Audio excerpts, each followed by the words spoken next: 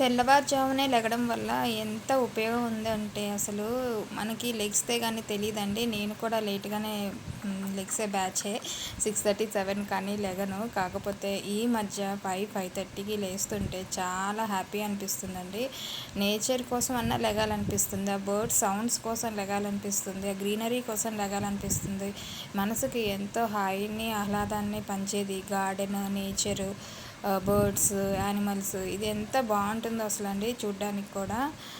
అసలు చల్లగాలి, morning time, positive vibes ఎంత బాగుంటుందో. సన్ రైజింగ్ కూడా అప్పుడే అవుతూ ఉంటుంది కదా, చాలా హ్యాపీ అనిపిస్తుంది మనసుకైతే. హాయ్ అండి, అందరూ ఎలా ఉన్నారు? నేనైతే చాలా బాగున్నాను. మీ అందరూ కూడా బాగుండాలని మనస్ఫూర్తిగా కోరుకుంటున్నాను. మార్నింగే లేచి 5:30కి అట్లాగా బ్రష్ అది చేసుకొని చక్కగా ముగ్గది పెట్టేసుకున్నానండి. ఇంకా కొంచెం కషాయం లాగా ఏదో ఒకటి తీసుకుంటాను డైలీ మార్నింగే. అది తాగుతూ ఇలాగ బయటకు వచ్చి నేచర్ని ఎంజాయ్ చేస్తున్నాను. కంపల్సరీ మీరు కూడా సిటీలో ఉన్న, విలేజ్లో ఉన్న, ఎక్కడున్నా, సిటీలో ఉన్నా పర్లేదండి, ఇట్లాగ ప్యాడీ తోరన్ కానీ, కుచ్చు కానీ, ప్యాడీ కుచ్చులు కూడా అమ్ముతున్నారు మనకి అమెజాన్లో, మీషోలో. అవి తీసుకొచ్చి పెట్టండి. కనీసం 1, 2 బర్డ్స్ అయినా అట్రాక్ట్ అవుతాయి. దాంతోపాటు తర్వాత ఇంకా వేరే వేరే బర్డ్స్ ఇంటికి రావడం మొదలవుతుందండి. అవి రావడము, అలా తినడము, మనం పెట్టిన ఫుడ్ అదంతా మనకి చాలా బ్లెస్సింగ్ ఉందండి. దేవుడు ఇచ్చే బ్లెస్సింగ్ అది. నేచర్ ఇచ్చే బ్లెస్సింగ్ అండి. ప్రకృతి ఎంత గొప్పదంటే మనం 10% ఇస్తే అది మనకి బ్యాక్ 100% ఇస్తుందని నా నమ్మకం అండి. ఆరోగ్యానికి ఆరోగ్యం, ఫిజికల్గా కానీ, మెంటల్గా కానీ, యాంగ్జైటీ లెవెల్స్, డిప్రెషన్ ఇలాంటివన్నీ పోతాయండి. నేచర్ని మాత్రం మనం నేచర్తో ఉండి నేచర్ని ఆస్వాదిస్తూ ఉంటే ఒక టైమింగ్స్, డిసిప్లిన్ అంతా మంచిగా ఒక లైన్లో వచ్చేస్తుంది. చాలా బాగుంటుంది. ఇంకైతే మార్నింగే ముగ్గది పెట్టేసుకొని ఇట్లా బయటేమో గేట్ బయట మాకు మేడ్ ఉంది. అది అమ్మాయి 5:30కి అట్లా వచ్చి పెట్టి వెళ్ళిపోతుంది. నేను మాత్రం ఇలా గుమ్మం ముందు ముగ్గు పెట్టుకుంటాను. కషాయం తాగుతూ నేచర్ని ఎంజాయ్ చేస్తున్నాను. 5:30, 5కే కదా అవి కూడా లేచి సౌండ్స్ చేసుకుంటూ ఫుడ్ మంచిగా ఎంజాయ్ చేస్తూ, ఫుడ్ ఎక్కడ దొరుకుతుందని చూసుకుంటూ, అవి అలవాటు పడిపోయినాయి అంటే మనం ఇంకోసారి ఫస్ట్ కొంచెం అలవాటు చేస్తే చాలు, అవి ఒకదాని వెనుకొకటి అలాగ వచ్చేసి చక్కగా ఫుడ్ తిని రెగ్యులర్గా అట్లా వెళ్ళిపోతుందండి.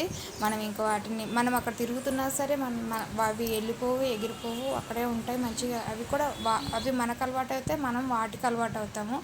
చాలా బాగుంటుంది. మార్నింగ్ ఒక్కసారి కనీసం 1-2 టైమ్స్ అన్నా వీక్లీ లెగ్స్ చూడండి. నేనైతే ఇలా ఇంకా ఫ్రెష్ అయిపోయి పైకి వెళ్ళి పూజ కోసం పూలు అవి కోసుకుంటున్నానండి.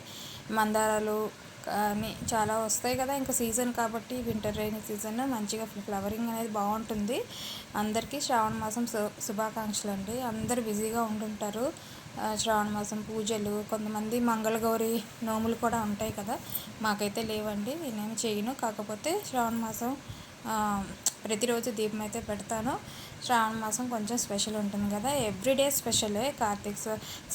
శ్రావణం సోమవారము, మంగళవారము మనమేమో గురువారము సాయిబాబాకి, బుధవారం వినాయకుడికి, ఇంకా శుక్రవారం ఏమో లక్ష్మీదేవికి, ఎవ్రీడే శనివారం వెంకటేశ్వర స్వామికి, ఆదివారం సూర్యదేవుడు భగవాన్కి మనం పూజ చేసుకుంటాం కదా.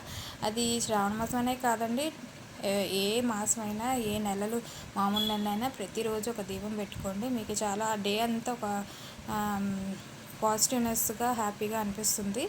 సో శ్రావణ మాసం కాబట్టి ఇవాళ మంగళవారి నోములు చాలామంది చేసుకుంటుంటారు ట్యూస్డే రోజు. నేను చెయ్యను, కాకపోతే దీపం అది పెట్టుకుంటాను. ఇవైతే వైజయంతి మాల అంటారు కదండి, కృష్ణుడికి చాలా ఇష్టమైన ఇది పూసలని. అది మొక్క నేను వచ్చినట్టుగా కొంచెం గ్యాదర్ చేసి ఆ పూసలన్నీ 108 వచ్చిన తర్వాత కృష్ణుడికి వేద్దామని అనుకుంటున్నాను. కాకపోతే ఏంటంటే చిన్న బకెట్లో ఉందండి, అది పెద్ద దాంట్లో పెడితే పూస కూడా పెద్ద సైజులో వస్తుంది. నేను బకెట్లో పెట్టాను, కొంచెం చిన్న చిన్న సైజుగా ఉంది. ఫస్ట్ అయితే గ్రీన్గా వచ్చి తర్వాత అది మళ్ళీ కొంచెం బ్లాక్గా మారి లాస్ట్లో బ్లాక్ అండ్ వైట్, ఒక్కోటి అయితే వైట్ అలాగ వస్తున్నాయి. నేను అది మళ్ళీ చెయ్యాలి, ఒక టబ్లో పెడదాం అనుకుంటున్నాను. ఆ గింజలు పెడితే మరి మళ్ళీ ప్లాంట్స్ వస్తాయో రావో తెలియదు, కానీ నేనైతే ఒక 4-5 పూసలు అయితే మళ్ళీ మట్టిలో పెట్టాను, చూడాలి. చాలా రోజులు అయింది, చూడాలి, చెక్ చేయాలి వచ్చినాయో లేదో. ఇంకైతే పూలన్నీ కిందకి తీసుకొచ్చి నేను దీపం పెట్టుకొని పూలతో అలంకరించుకొని దండం పెట్టుకొని హారతిచ్చుకొని అగరబత్తులతో వెలిగించుకొని దండం పెట్టుకున్నానండి.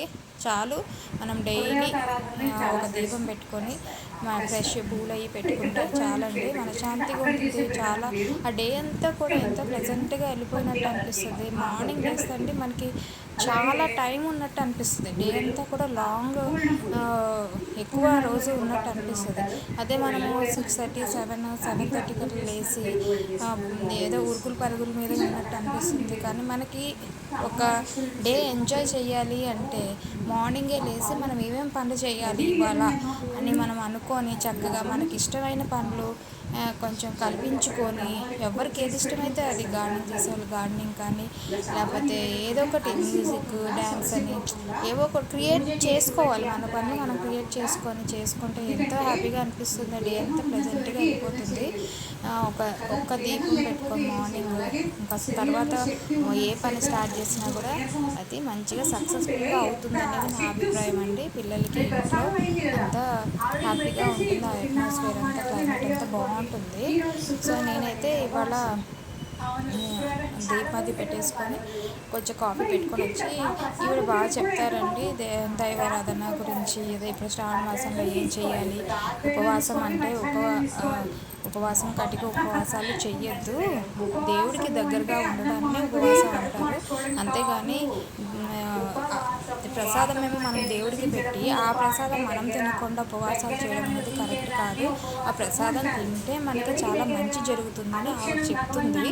నేను అది రికార్డ్ చేస్తూ నేను కొంచెం కాఫీ అయితే తాగుతున్నాను. 11 తాగుతున్నాను.